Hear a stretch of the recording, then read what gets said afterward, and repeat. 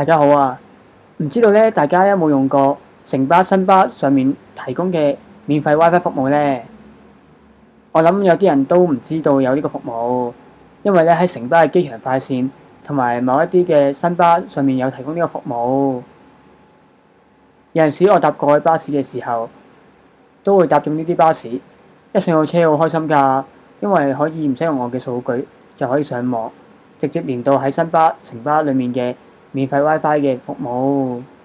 但係咧呢個服務咧，就因為佢哋嘅供應商同城巴新巴嘅合約咧就到期啦，嚟緊嘅7月1號凌晨12點鐘開始咧就唔會再提供服務，所以咧呢個服務咧就會終止。喺巴士上面有免費 WiFi 提供嘅歷史咧就會告一段落㗎啦。唔知第時會唔會再有巴士可以提供到免費嘅 WiFi 服務呢？因為咧免費 WiFi 服務咧真係好方便咯。喺搭巴士嘅時間冇嘢做，最好就係上網㗎啦。